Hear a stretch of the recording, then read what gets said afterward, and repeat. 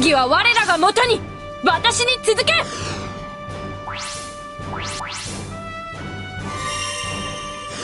君たちの助けになれたらいいな。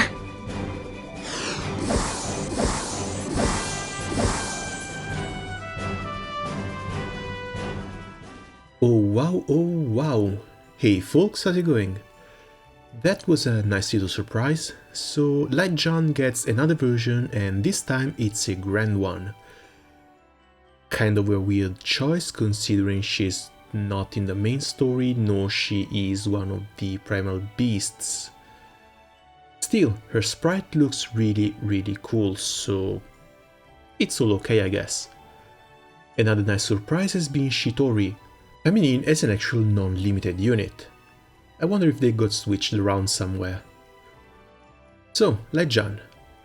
First thing first, she looks absolutely stunning. The art team is doing God's work. She retains her saber and spear weapon specialties, but she loses the light attack cap on Ogi as well as the dark damage cut.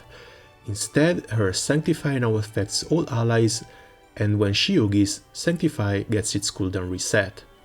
Sacred Reversal is in attack and defense down, local for 4 turns, as well as a supplemental damage.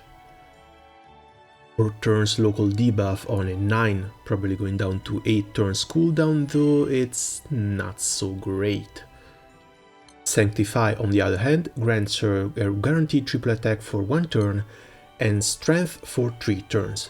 The fact that this one gets reset on every Yogi, also going to all allies, means that she's probably going to be able to upkeep her strength buff indefinitely. Also, guaranteed triple attack every, let's say, 3 turns is pretty damn good. For Eternal Divinity, I went and checked on the wiki. Apparently it gets ready in 5 turns and has a 16 turns cooldown. Well, that's kind of abysmal, but at least thanks to her first passive she gets a 1 turn cut to skill ready time and cooldown every time she deals a triple attack. So the first time Eternal Divinity is going to be available is going to be on the 4th turn. As far as the cooldown though, if you can constantly deal triple attacks, you can use that skill every 8 to 9 turns and 2 Ogi cycles. And considering how powerful a full team assassination skill is, that's probably balanced. Moving on, we've got our passives. The first one we've already seen, giving a 1 turn cut to skill standby and cooldown time for Eternal Divinity upon dealing a triple attack. The bonus light damage effect to all allies triple attacks is probably the same one as the melee EX Dark Fist that we got recently. Her second passive, Standard Bearer, increases all allies' boost to light attack effect. Wait, that's...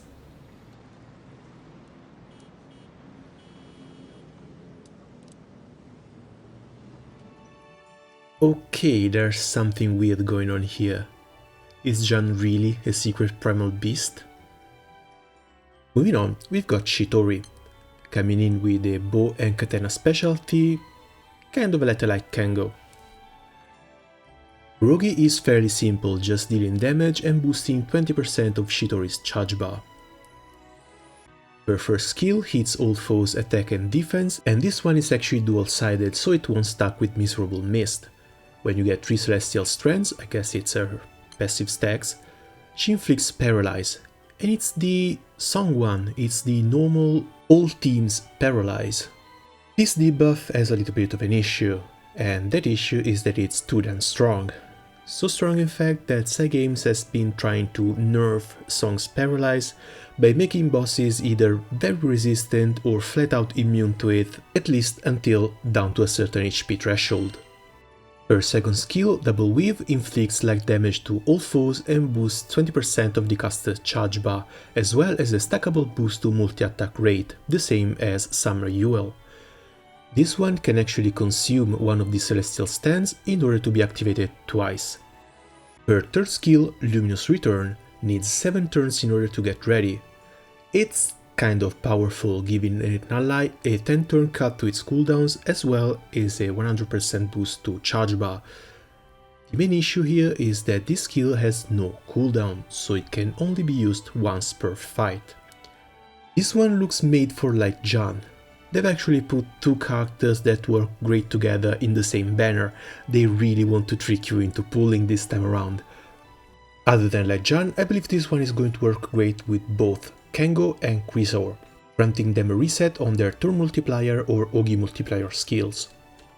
Passive-wise, Edge Dweller gives a maximum charge bar limit of 200%, as well as a boost to charge bar at the end of a turn in which the foe has a paralyze effect. I wonder if this one works with the 3-turn local paralyze from Song. But other than that, yeah, she's pretty much a light Kengo. Unbreakable Resolve gives her 1 Celestial Strength stack upon using a charge attack, as well as a boost to charge attack specs based on the amount of Celestial Strengths, up to a maximum of 3. This one might actually be really good. Boost to charge attack specs usually means boost to charge attack damage cap as well. This tech mechanic has a little issue though, the issue being that her second skill consumes one, which is something you probably don't want to do, even if the second skill is going to give her 40% charge bar back. So hers is a bit of a weird kit, and actually a kit that plays against herself. Needing 3 crests in order to make use of her paralyze as well as increased charge bar gain from hitting paralyzed enemies means that she's going to need to Ogi 3 times, and even with a Mechanic MC granting you a 1-turn Ogi, this one is only going to become available from the 6th to 7th turn onwards. It's probably not that big of a deal considering that most enemies are immune to paralyze when above 50% HP anyway, so you're free to use her first skill without heavy repercussions. While she doesn't look geared for short fights, she looks like an alright character for longer ones, like 15 to 20 turns or over. The fact that you can only use Luminous Return once is kind of bad. I would have liked to see this on something crazy like a 15 or 20 turns cooldown. I don't think it would have hurt or been too powerful if you could have used it twice in a 30 to 40 turns fight, for example. But other than that, she looks alright. I would very much like to use her in a Kengo or Mechanic setup with an Akasha bow. And now the big question, should you pull or spark for one of these units right now? And the answer is a clear and flat no, for the simple fact that it's the 16th of November. For this year's Christmas celebration, Cygames has announced a collaboration event with Gachapin and Moko. We don't know if the roulette is going to come back, or if it's going to come back, we don't know what changes are going to be made to it. One thing we know for sure is that each year they're trying to one-up what they did the year before, and last year was pretty freaking crazy, so no matter what you do, you might want to save your rolls for the Christmas celebration, because in case you get really lucky, you might actually even get to spark there and there. Also, the Christmas celebration is going to come very close to the New Year's, and on New Year we're going to get a new Zodiac, we're going to get Mahira 5 stars, and we're going to get Vajra coming back into the rotation. For me, that's 3 spark targets coming back on the same date. So yeah, I'm definitely going to have to wait at least until New Year's before doing anything. But you know what? I've got some tickets saved up, I actually got a spark already secured, so a couple rolls usually don't hurt, right? I think I'll just go down to 25, should I get lucky and get one of the new characters, it's going to be at least one new video. So first roll, nothing, not even a bronze moon.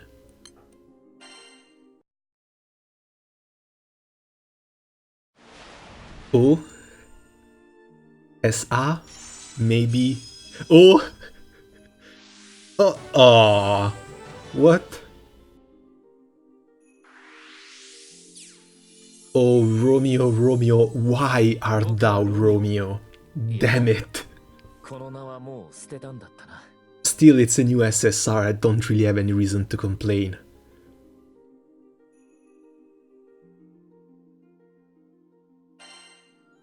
Still, an SSR out of 2 rolls, not bad, let's do the third. Another SR, probably going to be Krugne. What? What?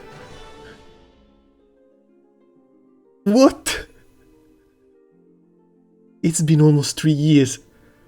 It's been almost 3 years and I finally got my first Bahamut. What the hell is going on today?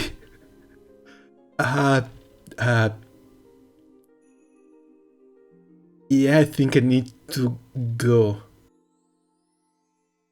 Actually, no, wait. Thinking a bit more logically about it, we're about to get into the Christmas celebrations, and with all those free rolls, you never know. So it's probably going to be for the best to just keep saving my Sunlight Stones at least until January. Even though looking at him like that until January is going to hurt. It's going to hurt a lot. But I've been without Bahamut for 3 years, so what's 3 months more? Alright, I think we got sidetracked enough. So I'll see you guys for the Guild War Nightmare 95. Until then, good luck on your fights. See you soon. Ciao.